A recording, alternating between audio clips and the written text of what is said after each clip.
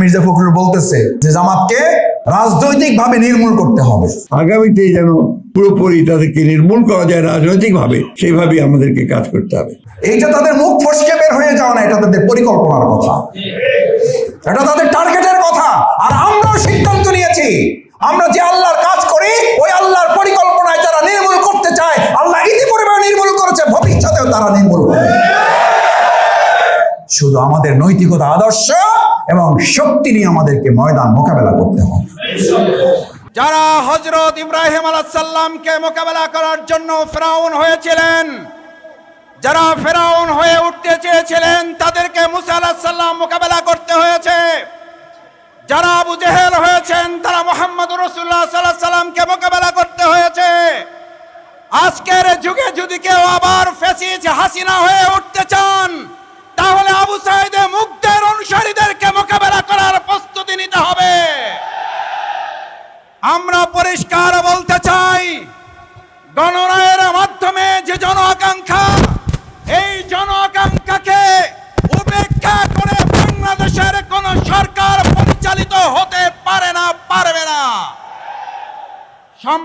আমাদের প্রাণপ্রিয় মাতৃভূমি বাংলাদেশকে একটি মানবিক রাষ্ট্রে পরিণত করার লক্ষ্যে সংস্কারের মাধ্যমে যে লক্ষ্যে আমরা সামনে এগিয়ে নিতে যাচ্ছি, সেই সংস্কারকে যারা প্রত্যাখ্যান করছে, সেই সংস্কারের লক্ষ্যে যে গণভোট, সেই গণভোটের রায়ের বিরুদ্ধে সরকারি দলের যে অবস্থান, গণভোটের রায়ের বিরুদ্ধে সরকারি দলের এই অবস্থানের প্রেক্ষাপটে তার প্রতিবাদে এবং গণরায় অবিলম্বে বাস্তবায়নের দাবিতে আজকে 11 দল আয়োজিত এই সমাবেশে আর কিছুক্ষণের মধ্যেই আমাদের সম্মানিত 11 দলের শীর্ষ নেতৃবৃন্দ এখানে উপস্থিত হবেন, জাতীয় গুরুত্বপূর্ণ বক্তব্য রাখবেন।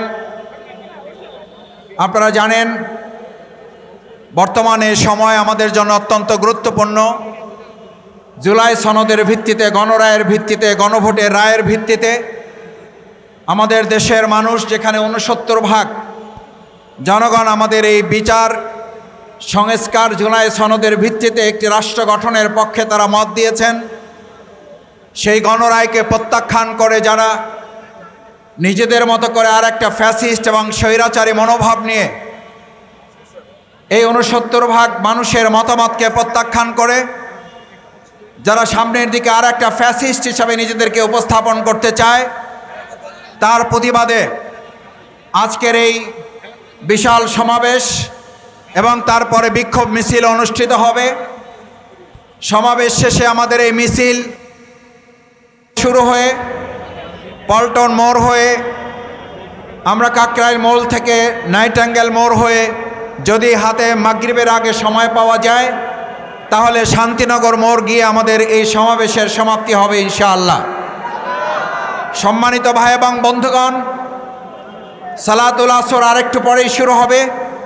সালাতুল আসরের পরেই আনুষ্ঠানিকভাবে কোরআনে হাকিম থেকে তেলাওয়াতের মধ্য দিয়ে 11 দলীয় ঐক্যের আজকের এই অবস্থান, এই সমাবেশ এবং বিক্ষোভ মিছিল জনগণের রায়কে প্রত্যাখ্যান করা মানে আমরা মনে করি তারা আবার পুনরায় সেই আয়নাঘরের পক্ষে তারা অবস্থান গ্রহণ করতে চায়। জনগণের রায়ের বিপক্ষে অবস্থান নেওয়ার মানে হচ্ছে তারা আবার নিজেদেরকে আবার শেখ হাসিনা হিসেবে জাতির সামনে উপস্থাপন করতে চায়। আমরা পরিষ্কার বলতে চাই, গণভোটের মাধ্যমে যে রায় জনগণ আমাদের সামনে উপস্থাপন করেছে, আপনারা সংসদে আপনাদের রায়ের মাধ্যমে 2/3 ক্ষমতার বলে আপনারা যদি এটা প্রত্যাখ্যান করেন, এটা মনে রাখতে হবে, আপনারা 12 তারিখের নির্বাচনের পর 17 তারিখে শপথ গ্রহণ করেছেন, কিন্তু এই দেশের জনগণের একটা বড় অংশ 5 তারিখে সংসদে গিয়ে কিন্তু তারা সেখানে বক্তব্য রেখেছে। 5 তারিখে যেই জনগণ সংসদ দখল করে সংসদে বক্তব্য রেখেছিল, সেই বক্তব্যের প্রেক্ষিতে জনগণ 70% যে মতামত ব্যক্ত করেছে, এই 70%কে যদি প্রত্যাখ্যান করা হয়, তাহলে আবার মনে রাখতে হবে জনগণের সামনে আবার আর একটা 5ই আগস্ট আসন্ন হয়ে যাচ্ছে বলে মনে করা হচ্ছে। আমরা প্রত্যাশা করি আজকে 11 দলীয় ঐক্যের এই বিশাল সমাবেশ এবং বিক্ষোভ মিছিলের মাধ্যমে আমাদের বর্তমান সরকার উপলব্ধি করতে সক্ষম হবে গণরায়কে প্রত্যাখ্যান করলে গণরায় আবার এই সরকারকে প্রত্যাখ্যান করতে বাধ্য হবে। তাই আসুন সম্মিলিতভাবে আজকের এই সমাবেশে আপনারা অংশগ্রহণ করবেন। আমরা আজকে অত্যন্ত দুঃখ ভারাক্রান্ত হৃদয়ে যে দৃশ্য দেখতে পাচ্ছি, শহীদ পরিবার এবং জুলাই যোদ্ধা আহত ক্ষতবিক্ষত যন্ত্রণা নিয়ে যারা এখানে দাঁড়িয়ে দাঁড়িয়ে তারা বক্তব্য রাখলেন, একদিকে তাদের স্বজন হারানোর বেদনা, অঙ্গ হারানোর বেদনা, অন্যদিকে প্রায় 1.5 বছর পার হওয়ার পরও যে আকাঙ্ক্ষা, যে স্বপ্নের বাংলাদেশের জন্য তারা রক্ত দিয়েছিলেন, স্বজন হারিয়েছিলেন, সেই স্বপ্ন পুরো না হওয়ার বেদনা নিয়ে আজকের ঐতিহাসিক স্বরাজ উদ্যানে তারা সমবেত হয়েছেন। বাংলাদেশ জামাত ইসলামের পক্ষ থেকে 11 দলের পক্ষ থেকে আমরা আপনাদের কাছে ক্ষমা প্রার্থী। যে কারণে আপনারা রক্ত দিয়েছিলেন, যে কারণে স্বজন হারিয়েছিলেন, পঙ্গু হয়েছিলেন, চোখ হারিয়েছিলেন, 1.5 বছর পর সেই দাবি পূরণের জন্য আবার এখানে আসতে হবে, এটার জন্য আপনাদের কাছে আমরা ক্ষমা প্রার্থী। আপনারা লজ্জিত, আপনারা আমাদেরকে ক্ষমা করে দেবেন।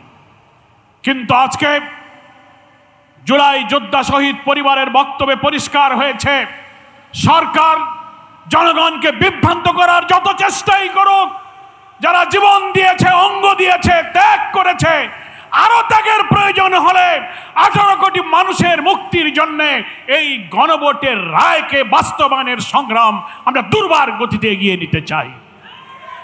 গণভোটের রায় অর্থ কি? গণভোটে যে রায় 5 কোটি মানুষ হাতে ভোট দিয়ে জয়যুক্ত করেছে, তার অর্থ হলো ঐক্যমত্য কমিশনে জুলাই সনদের 84টি বিষয়ে যারা একমত, 47টি সাংবিধানিক পরিবর্তনের ব্যাপারে হাতে ভোট দিয়ে তার পক্ষে ভোট দিয়েছে। এমনকি প্রধানমন্ত্রী হার পক্ষে যদি ভোট দিয়ে থাকেন, তিনিও এই গণভোটের রায় মানার পক্ষে হা বলেছেন। আজকে তিনি সেখান থেকে উল্টে যাচ্ছেন আর বিভ্রান্তিকর কথা বলছেন, আমরা অক্ষরে অক্ষরে মানব।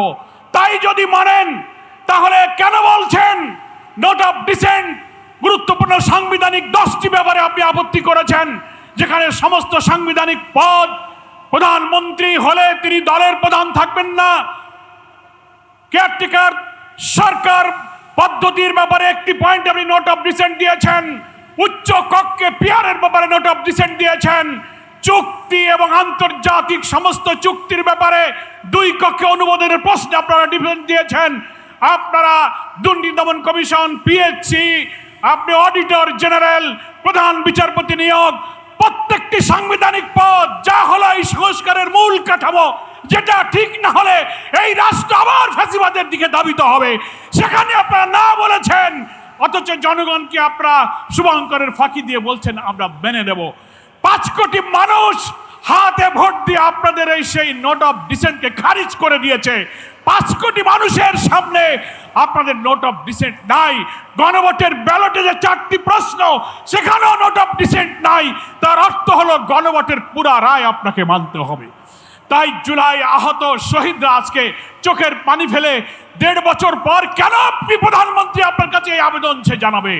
বিলম্ব না করে পার্লামেন্ট চলমান আছে, এই পার্লামেন্টে আপনি সংবিধান সংস্কারের পরিষদের অধিবেশন আহ্বান করার সুযোগ আছে।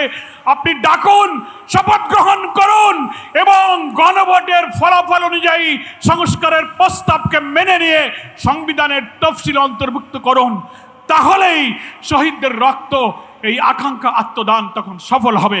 তা না হলে আবার যদি রক্তাক্ত আন্দোলনের দিকে এই শহীদদেরকে ঠেলে দেন, জাতির কাছে আপনাদেরকে নির্মম পরিণতি বরণ করতে হবে, যেটা 5ই আগস্টের বিপ্লব থেকে আপনাদেরকে শিক্ষা নিতে হবে।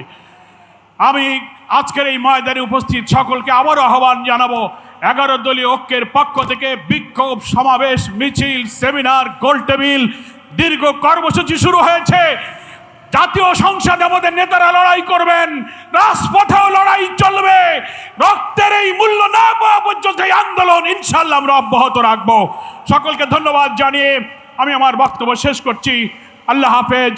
বাংলাদেশ জিন্দাবাদ, বাংলাদেশ জামাত ইসলামী জিন্দাবাদ, 11 দলীয় ঐক্য জিন্দাবাদ। সংগ্রামী সাথী ও বন্ধু